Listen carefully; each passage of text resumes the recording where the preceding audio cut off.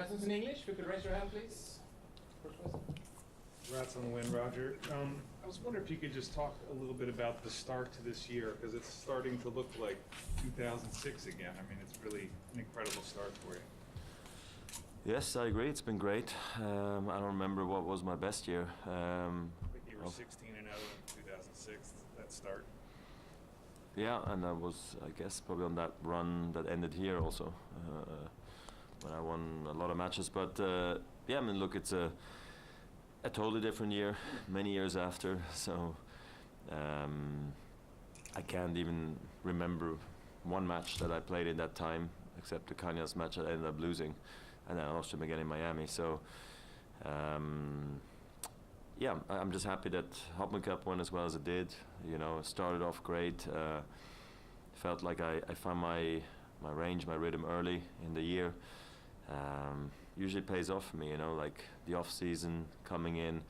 So many years I felt good actually in Australia already. I don't know if it's Australia per se or, you know, take the benefits from the hard work I put into the new season. So yeah, and then also Rotterdam was great. I was very happy that I was able to win the tournament there, not just get to the semis and get to world #1. So that was nice. And here now I'm relieved that I was able to win, you know, 3 matches already, because in a big tough draw like it here in Indian Wells, you're never quite sure what to expect. So I'm just happy I'm on a good run. Is it more significant, Roger, because of your age as well, compared to 10, 12 years ago?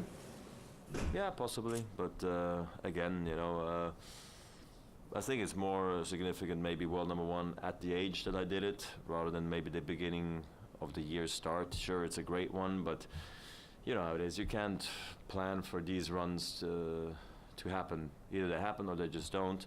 Sometimes you need a bit of luck, you know, to keep the runs going. And this year it's been really good, you know, solid matches. Especially again in Australia, I played great, you know, getting to the finals and everything. So now it's been good, and we'll see how long it lasts, really. This might be the last day, so we'll see. It's just how it goes. Don't jinx it.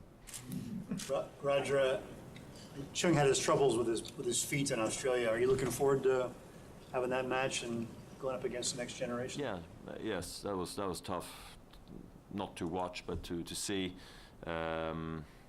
Yeah, and knowing also he was actually struggling going into the match, not to which extent, but that was tough, you know, under the circumstances, and you know, seeing the blister after, that wasn't very nice. So I can just imagine how much pain, you know, there is to it, and you kind of want to go out and give it a shot, but then you're like, probably I shouldn't, and you're just stuck in a situation which is hard. So I felt for him, and I was honestly quite surprised how quickly he came back, you know, because that thing looked nasty and it takes some time to heal, you know.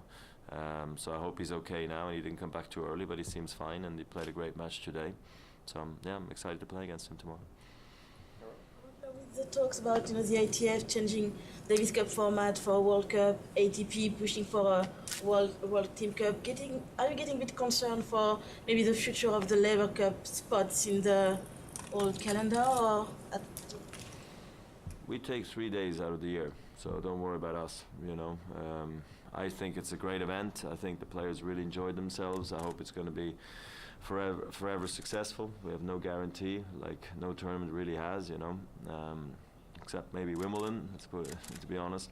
So you know, we'll just try to put up the best event possible, and if we can push tennis in the right direction and make some exciting weekends, exciting events possible, that's a win for everybody. If the ATP and the ITF decide to change their formats, you know, and the players enjoy that, that's great. So I just think important is that we have a good tour, good schedule, happy players, happy tournament organizers, and no, I'm not concerned, but of course we try to put up in the best event possible for sure. You said a few months ago that as you've gotten older, you're trying to play shorter points. How big of an impact is playing these shorter points having on extending your career? I'm not sure if I play shorter points because of my age. I'm not sure about that. I think I just chose to do that because I thought it would be more exciting tennis for me personally to play. I think the bigger racket change in 14 allowed me to return more aggressively on the second serve, which then allows me to be aggressive earlier in the point. And I've come to realize that by taking charge early in the point, you know, that's exactly maybe my situation. I can always go back to, you know, slicing and doing what I always used to do back in, you know, in my best years. So, you know, but when you're always on the offensive, you also have to maintain a certain level of defensive skills, you know. So it is always a bit of a give and a take, you know. You only have so much time to work on your game, especially later on in your life. Quality is more important than quantity, so I don't have that many hours on court, and then in those hours, what do I choose to do? That's why I think my fitness work is really important, what I do with Pierre. And then when I go onto the tennis court, I think it needs to be very clear what we're going to try to work on in that time. And for the moment, it's working. If it's going to stop working, I'll maybe change my game up again. But for now, I like to play faster points, but I'm always happy to extend the rallies too, because I feel I can also back myself there. Today you decided to stay quite close to the baseline, returning the first serve, and you chose to take a few step back, returning the second serve. Can you talk us through the reason for your choice? Honestly, I also tried to go back some on the first serve even, which I very rarely do. I just think Jeremy does a very nice job of going for the 1-2 punch, you know, serve and then step around and use his forehand really nicely, and he can pull that forehand either way. So I just felt like maybe changing return position was going to help me a little bit. On the second and on the first, I did a bit more on the second serve. And I just think here in Indian Wells, you can do it a bit, you know, because I think when you serve well and you get into a certain groove, like I did last year, where I don't think I dropped my serve all the way to the finals against Stan.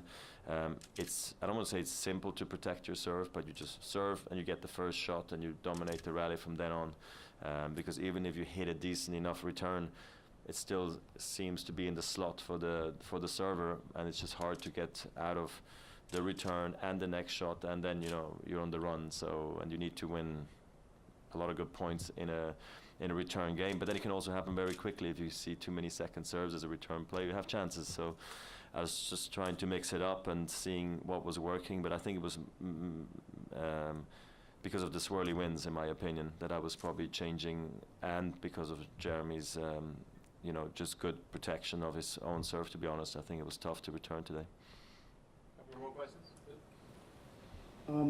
Loss of life in the tennis family is always a part of the mix. We saw Sampras dealing with it during the Courier match in Australia years ago. You had a terrible loss with Peter. Do you have any thoughts about the passing of Ken Flack, just 54 years old, great Dubs champion? Yeah, I mean, I'm not sure if I met him before, but I remember him being a especially great doubles player. They all used to play singles, you know, back in the day. Not like today, where we have only some doubles experts per se. So, but I remember growing up and hearing about the team and hearing about him. So, and I know also that Paul Annacone knew him very well. It was his generation, of course, as well. And I know how sad he is. So, and he told me a bit about him the other day when it happened. So I was very sad. You know, just like you said, for the tennis family, we all get together in a moment like that. So it's sad to see, but yeah, just wish the family all the best. Really, that's all I can say. Can you talk about a little bit about Chang Hyun more?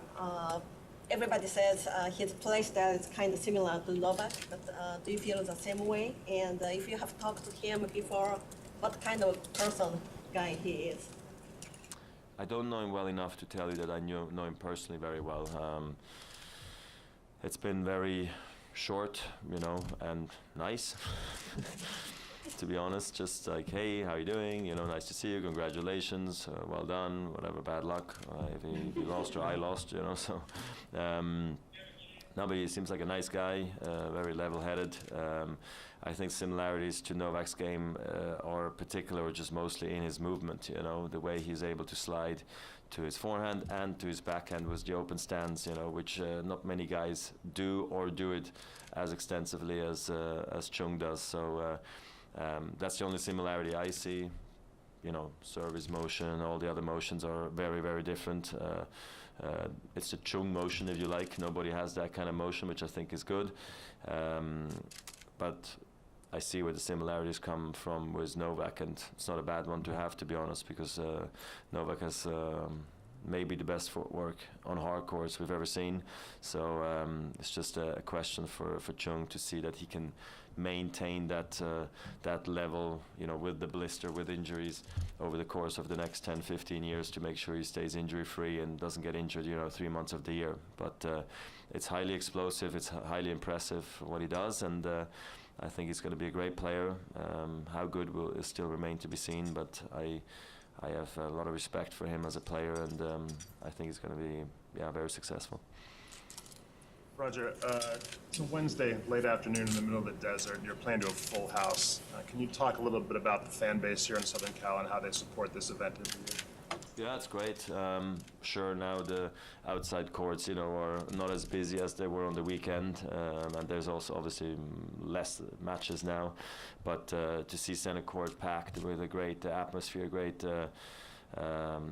Just a great feel in there, you know, them being there for those top matches, you know, they want to come see, and it's a good feeling as a player. It's what you play for, because we do enough practice in front of nobody. Okay, here there's a lot of people, but when I go away from the tour, you know, I sometimes have no people on the fence or anything, so it's a privilege to come back into a wonderful stadium that we have here in Indian Wells, and I think the community and like you said, Southern California supported this event in a big way. They went through a rough patch where they almost lost the tournament, then were able to keep it here.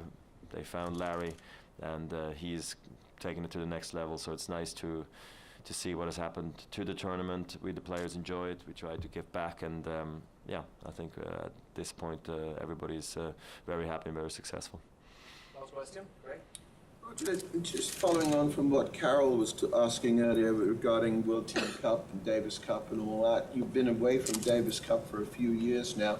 Would you consider going back to playing either or both those events with the new formats? Problems, it's a far away still, and I don't plan this far ahead. But was it in the beginning of my career? I probably would have played, yes. But we're still waiting for the vote to come in on, I think, in August for the Davis Cup. The World Cup, I'm not sure exactly what the latest is there. So, yeah, it remains to be seen. But I'm open, you know. But then again, you know how selective I've become with my schedule, and you know, I just hope it's going to be a good event, you know, that brings something to the tour, of course. Thanks very much. Yep. Friends outside. Thank you, guys.